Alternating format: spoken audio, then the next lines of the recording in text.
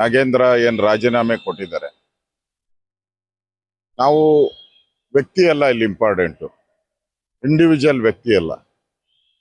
ನಾವು ದಲಿತರ ಹಣ 178 ಕೋಟಿ ಹಣ ದಲಿತರ ಹಣ ಮಿಸ್ಯೂಸ್ ಆಗಿದೆ, ಕಳ್ತನ ಆಗಿದೆ, ಬಡವ್ರಿಗೆ ಸೇರ್ಬೇಕಾಗಿದ್ದು ಅಂತ ನಮ್ಮ ಹೋರಾಟ. ನಾಗೇಂದ್ರ ಯೋಚನೆ ಮಾಡಬೇಕಾಗಿತ್ತು, ಇದು ದಲಿತರ ಹಣ ನಾನು ಮುಟ್ಟಬಾರ್ದಾಗಿತ್ತು ಅಂತ ಯೋಚನೆ ಮಾಡಿ ಈ ದಲಿತರ ನಾನು ಮುಟ್ಟಿಲ್ಲ ಅಂದ್ರೆ ಇವತ್ತು ಈ ಶಿಕ್ಷೆ ಅವಶ್ಯಕತೆನೇ ಇರಲಿಲ್ಲ.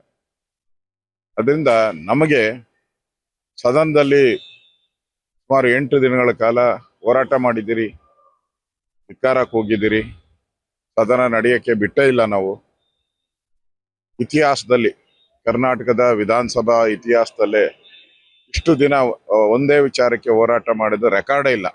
ರೆಕಾರ್ಡನ್ನು ಕೂಡ ಮುರಿದಿದ್ದೀರಿ ನಾವೇ. ಅದರಿಂದ ನಮ್ಮೆಲ್ಲ ಶಾಸಕರಿಗೆ, ಎಲ್ಲ ವಿಧಾನ ಪರಿಷತ್ತಿನ ಸದಸ್ಯರಿಗೆ ಮತ್ತು ರಾಜ್ಯದ ಮೂಲೆ ಮೂಲೆಯಲ್ಲಿ ಇರ್ತಕ್ಕಂಥ ನಮ್ಮೆಲ್ಲ ಕಾರ್ಯಕರ್ತರಿಗೆ ಈ ಕ್ರೆಡಿಟ್ ಸಲ್ಲಬೇಕಾಗಿದೆ. ಎಸ್ಪೆಷಲಿ ವಿಧಾನಸೌಧದಲ್ಲಿ ನಾವು ಪ್ರತಿದಿನನೂ ಕೂಡ ಒಂದೊಂದು ರೀತಿ ವಿನೂತನವಾದಂಥ ಹೋರಾಟವನ್ನ ಮಾಡಿದ್ರಿ. ಇವತ್ತು ನಮಗೆ ಜಯ ಸಿಕ್ಕಿದೆ.